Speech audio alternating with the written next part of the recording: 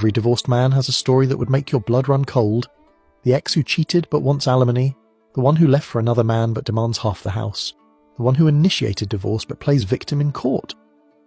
These aren't isolated incidents, they're patterns, and if you don't understand the psychology behind them, you'll be the next victim. Let me show you exactly how certain exes manipulate the system, and more importantly, how to defend yourself psychologically and legally from their tactics. The entitlement psychology in divorce is staggering.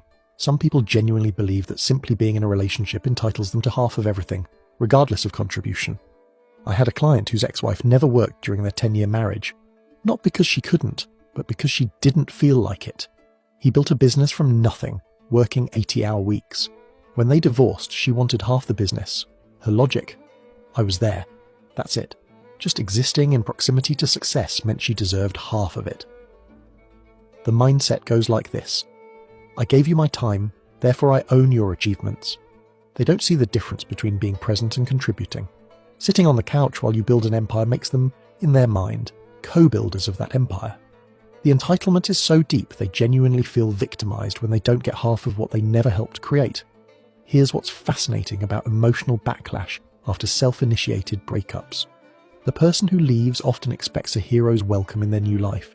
They've built up this fantasy where leaving equals freedom, happiness, instant improvement. When reality hits, loneliness, financial struggle, dating rejection, they experience massive cognitive dissonance.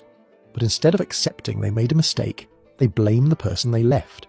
I counselled a man whose ex-wife left him for a co-worker. 6 months later, the co-worker dumped her. She immediately started calling her ex-husband, crying about how he ruined her life by making her so unhappy she had to leave. She literally blamed him for her decision to leave him. The mental gymnastics were Olympic level. The hidden motives behind leaving long-term partners usually involve what I call grass is greener syndrome mixed with financial calculation. Some individuals don't just leave, they leave expecting a payout. They've done the math. Divorce settlement plus new relationship equals upgrade. When the new relationship doesn't materialize or the settlement is less than expected, they're furious. Not sad, furious. Because their plan didn't work. A client's ex-wife admitted in a recorded conversation that she'd been planning the divorce for 2 years. Not because she was unhappy, but because she calculated she'd get enough in the settlement to not work while she found herself. She even had spreadsheets. When the judge awarded her far less than she expected, she accused my client of hiding assets. He wasn't. She just overestimated what being married entitled her to. The backup partner dynamics are crucial to understand. Certain people never leave without having someone else lined up. It's called branch swinging. They don't let go of one branch until they have a firm grip on the next. They'll start emotional affairs, sometimes physical ones, while still married. They're not looking for love. They're looking for security. And when that backup plan fails, guess who they come running back to? I've seen this pattern dozens of times. The spouse starts acting distant, picking fights, creating problems. They're building justification for leaving. Meanwhile, they're cultivating their next relationship. Then they leave dramatically, making you the villain. 6 months later, when the new person realizes they were just a rebound, your ex is suddenly interested in working things out. The reality check of dating after divorce hits some people like a freight train. They leave a stable, committed relationship expecting to be hot commodities in the dating market. Then reality strikes. They're older, have baggage, have kids, have financial obligations. The young attractive people they fantasized about aren't interested. The people who are interested aren't upgrades from what they left. A woman I know left her husband because she felt unappreciated. She was 42, 3 kids, moderate looks. She expected to have men lining up. Reality. The only men interested were players looking for easy sex or desperate men she wouldn't have looked at twice before. After 2 years of terrible dates and pump and dump situations, she tried to reconcile with her ex. He'd already moved on with someone younger and happier. The jealousy when an ex improves their life is psychological gold. The person who left expects you to fall apart without them. They need you to fail to validate their decision, when instead you thrive, lose weight, make more money, find better relationships. It triggers massive narcissistic injury. How dare you be happier without them? You were supposed to prove they were essential to your existence. This jealousy manifests in various ways. Suddenly they're texting more. They're asking mutual friends about you. They're showing up places you'll be. They're posting on social media about missing what we had. They don't miss you. They miss being the one who left rather than the one who got left behind. Your success makes them the loser in the breakup, and they can't handle it. The responsibility avoidance and blame shifting is masterful in its delusion. People who destroy marriages through cheating, neglect, or abuse somehow become victims in their own minds. They'll say things like, "You made me cheat by not paying attention to me," or "I had to leave because you worked too much," ignoring that you worked to pay for the lifestyle they demanded. I had a case where the wife cheated with 3 different men, got caught each time, and still blamed her husband for driving her to it. When pressed for specifics, her complaints were that he wasn't spontaneous enough and didn't make her feel special. This man was working 2 jobs to pay for her shopping addiction, but sure, he's the problem. Financial dependency exposed after separation creates panic, not heartbreak. When someone who's been financially supported suddenly faces reality, rent, bills, groceries, insurance, they don't feel sad about losing love. They feel terrified about losing lifestyle, but they can't admit that, so they dress it up as emotional pain.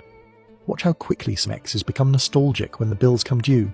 Suddenly they're remembering the good times right around rent day. They're missing what we had when car payments are due. They're thinking about reconciliation when their credit cards are maxed. It's not love, it's economics dressed in emotional clothing. The manipulation in custody and support conflicts reaches sociopathic levels. I've seen cases where women try to get child support from men who aren't the biological fathers, using emotional manipulation like, "You're the only father they've known," or "A real man would step up." They're literally trying to guilt men into paying for children that aren't theirs. One particularly nasty case involved a woman who hid her pregnancy from an affair, let her husband believe the child was his for 3 years, then divorced him. When the truth came out, she still wanted child support because he'd accepted the father role. She felt entitled to make him pay for her deception. The judge thankfully disagreed, but the audacity was breathtaking. The fragility of relationships built on infidelity is poetic justice. The person who cheats with you will cheat on you. The person who leaves their spouse for you has already shown they're a leaver. These affair partners imagine they're special, different, the true love. Then they're shocked when their cheating partner cheats on them, or when their homewrecker leaves them for the next excitement. I watched a situation where a woman left her husband for his best friend. Within a year, the best friend was cheating on her with someone younger. She actually called her ex-husband crying, saying, "I don't understand how he could do this to me." The lack of self-awareness was stunning. You got with a man who betrayed his best friend, and you're surprised he betrayed you. The psychological toll of betrayal on men is severely underestimated. Society expects men to just move on from infidelity, financial exploitation, false accusations, but the trauma is real. The humiliation of being cheated on, the confusion of being gaslit, the grief of losing the family you thought you had. These create lasting psychological wounds. Men in my practice describe feelings of emasculation, worthlessness, and identity crisis after betrayal. One man said, "I don't know who I am anymore. Everything I believed about my life was a lie." Another couldn't sleep for months, replaying every moment, looking for signs he missed. The betrayal doesn't just end the relationship, it makes men question their ability to judge reality. The legal and emotional fallout of cheating extends beyond the couple. Children are traumatized, extended families are divided, friendships are destroyed. I've seen cases where the cheating led to lawsuits, alienation of affection suits, emotional distress claims, even assault charges when the betrayed spouse confronted the affair partner. One bad decision creates ripples of destruction. There was a case where a man sued his wife's affair partner for intentional infliction of emotional distress and won 6 figures. The affair partner had deliberately pursued the wife, knowing she was married, even befriending the husband to get closer. The court recognized this as malicious destruction of a marriage. The financial penalty was severe, but the emotional damage was irreversible. The regret after destroying a stable life is always delayed but inevitable. In the heat of affair fog or divorce anger, people make impulsive decisions. They blow up their families for temporary excitement. Then, months or years later, when the fog clears, they realize what they've lost. But by then, the damage is done. The family is broken, the kids are traumatized, the ex has moved on. I get calls from exes years later, wanting to know if their former spouse might consider reconciliation. They describe their new lives, unstable relationships, financial struggle, estrangement from children, and pine for the stability they destroyed. When I tell them their ex is remarried and happy, the silence on the phone is deafening. That's the sound of permanent consequences hitting home. The contrast between fantasy and reality in divorce is stark. The fantasy, freedom, hot new partners, endless possibilities, financial independence. The reality, loneliness, rejection, bills, and the dating wasteland of middle age. People think divorce is an escape to something better. Often it's just an expensive way to be alone. One woman told me she divorced expecting to live her best life, like the divorced women on TV shows. Instead, she got a crappy apartment, a dating pool full of damaged goods, and kids who resented her for breaking up their family. She said, "This isn't what I signed up for." No, but it's what you created. The projection and victim narrative creation is a masterpiece of psychological defense. People who cause breakups through their actions, cheating, abuse, neglect, reconstruct history to make themselves victims. They don't remember the affairs, only the lack of affection that drove them to affairs. They don't remember the emotional abuse, only their partner's reactions to it. This revisionist history serves a purpose: avoiding guilt. If they're victims, they don't have to face what they did. If they were driven to their actions, they're not responsible. I've had exes tell completely fabricated stories about abuse that never happened, neglect that didn't exist, problems they invented after the fact to justify their choices. Now, let's talk about psychological defense strategies. First, document everything. Every text, email, conversation. Some people will deny conversations that happened yesterday. Having proof isn't paranoid, it's protective. When they try to gaslight you about what was said or done, you have receipts. Second, the grey rock method. Become boring in all interactions. No emotional reactions, no interesting responses, just bland, factual communication. Manipulative exes feed on emotional reactions. When you don't provide that food, they move on to easier targets. Answer questions with yes, no, or necessary information only. Third, understand the extinction burst phenomenon. When you stop responding to manipulation, the manipulator often escalates dramatically before giving up. They'll increase contact attempts, make bigger threats, create more drama. This is like a toddler's tantrum getting worse before they accept the boundary. Stay firm. The burst will pass. Fourth, recognize hoovering. The attempt to suck you back in. They'll cycle through tactics: anger, sadness, seduction, guilt, fear. They'll bring up good memories, make promises, threaten suicide, claim emergencies. It's all manipulation. They don't want you back, they want control back. There's a difference. Fifth, establish what I call the business relationship boundary. If you share kids or financial obligations, treat it like a business relationship. No personal discussions, no emotional topics, just logistics. Pick up is at 3 p.m, not pick up is at 3 p.m. and by the way, I'm dating someone new. Keep it clean, clear, professional. Sixth, the witness protection strategy. Have witnesses for exchanges, especially child handoffs. Use public places. Some exes will claim abuse or threats that never happened. Video doorbell cameras, parking lot security footage, neutral third parties, these protect you from false allegations. Seventh, understand narrative control. Your ex will tell everyone a version of events that makes them the hero or victim. You can't control their narrative, but you can control yours. Be factual, be brief, be consistent. Don't get dragged into said-she-said battles. The truth has a way of revealing itself over time. Eighth, recognize financial manipulation. Some exes will deliberately create financial chaos, hiding assets, running up debts, destroying credit. Separate finances immediately. Freeze joint accounts. Monitor your credit. One man discovered his ex had taken out $50,000 in credit cards in his name during the divorce. Protect yourself financially like your future depends on it, because it does. Ninth, the parallel parenting approach for high-conflict exes. You can't co-parent with someone who sees you as the enemy. Instead, parallel parent. Minimal contact, separate rules in separate houses, no trying to control what happens at the other's home. It's not ideal, but it's better than constant warfare. 10th, understand emotional terrorism. Some exes use the kids as weapons, threatening to take them away, turn them against you, or harm them emotionally to hurt you. Document these threats. Courts take parental alienation seriously now. The person using children as weapons often loses custody eventually. Let me share a success story. A client's ex-wife tried every manipulation in the book: false abuse allegations, financial destruction, parental alienation. He stayed calm, documented everything, followed his lawyer's advice exactly. 2 years later, he had primary custody. She was paying him child support, and the kids saw through her lies. The truth won, but only because he protected himself properly. Another client faced an ex who would show up at his work, his gym, his new girlfriend's house, creating scenes. He got a restraining order, installed cameras, and documented every violation. She eventually got arrested for stalking. The key was not engaging, not reacting, just documenting and letting the legal system handle it. The false allegation defense is critical. Some exes will claim abuse to gain advantage in custody or financial proceedings. have alibis, keep records of your whereabouts, save peaceful text exchanges that contradict their claims. One client saved himself with a simple timestamp showing he was at work when his ex claimed he was at her house threatening her. The suicide threat manipulation requires careful handling. Some exes threaten self-harm to control you. Take it seriously. Call 911 and report the threat. Either they get the help they need, or they learn that threat doesn't work on you. Never try to handle suicide threats yourself. That's what professionals are for. The new partner harassment pattern is common.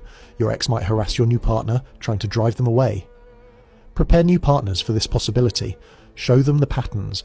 Let them know it's not about them. It's about control. Many relationships fail because the new partner can't handle the ex's harassment. The financial forensics approach protects your assets. Some exes hide money, claim poverty while living well, or deliberately reduce income to avoid support. Hire a forensic accountant if needed. They can find hidden assets, prove income manipulation, and ensure fair division.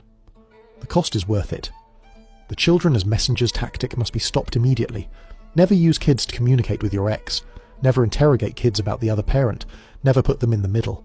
Kids used as messengers develop anxiety, depression, and relationship problems later. Protect them from adult conflicts.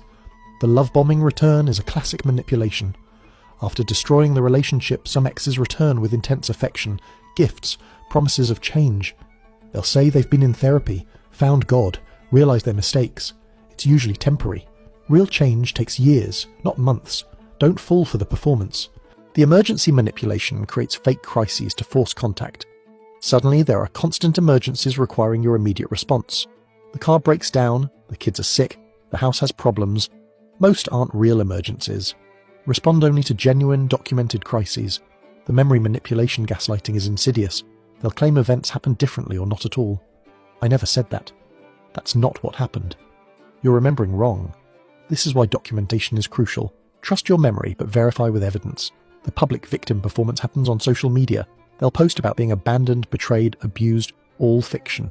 Don't engage. Don't respond. Don't defend yourself online. Let them perform. People who matter will see through it. Your silence speaks louder than their noise. The mutual friend manipulation divides social circles. Your ex will try to turn mutual friends against you with their version of events. True friends will hear both sides or stay neutral.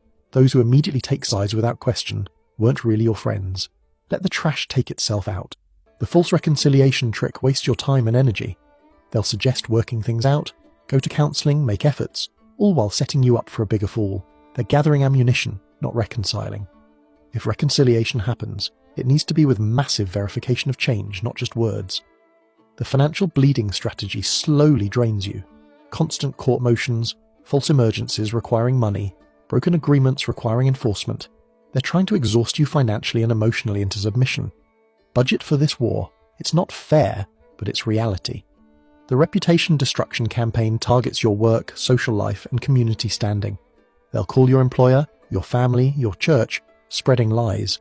Document everything. Inform HR preemptively if needed, and consider defamation action if it's severe enough. The psychological vaccination approach is proactive. Educate yourself about manipulation tactics, personality disorders, and abuse patterns. Knowledge is immunity. When you recognize patterns, they lose power. You can't be manipulated by tactics you understand. The support network activation is essential. Don't fight alone. Have a therapist, a lawyer, trusted friends, family support. Isolation makes you vulnerable. Connection makes you strong. Many men think they need to handle everything alone. That's how manipulators win. The radical acceptance mindset changes everything. Accept that some people are incapable of healthy behavior. Accept that they won't change. Accept that protecting yourself isn't mean, it's necessary. Stop hoping for the person you thought they were to return. They never existed. The future-focused strategy keeps you sane. Instead of dwelling on the past betrayal or present conflict, focus on building your future. Every day spent fighting with a toxic ex is a day not spent building your new life. Minimize engagement, maximize growth. The evidence chain for court is crucial. Judges see false allegations daily. They appreciate organized, documented truth. Binders of evidence, timelines of events, witness statements. These win cases. Your ex's emotional performance loses to your factual presentation. The therapeutic recovery isn't optional. Betrayal trauma is real, PTSD. Get professional help.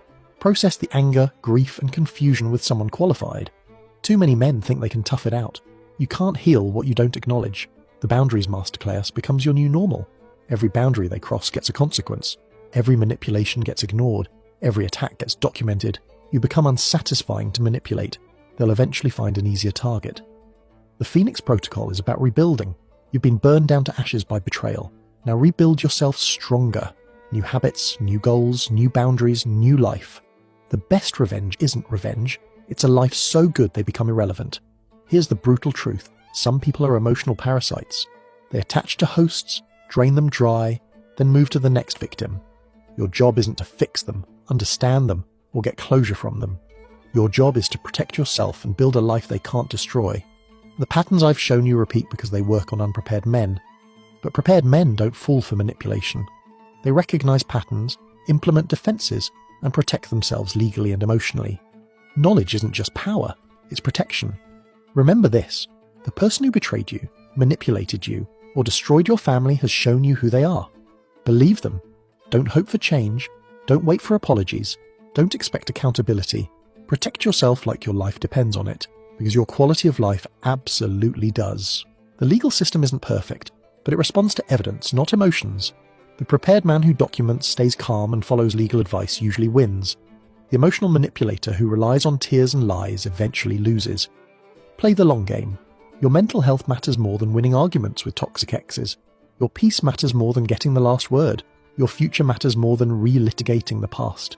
Sometimes the best victory is walking away intact. The children, if involved, are watching everything. They'll remember who stayed calm and who created chaos, who protected them and who used them, who told the truth and who lied. Be the parent they can respect when they're old enough to understand what happened. The recovery timeline is longer than you think.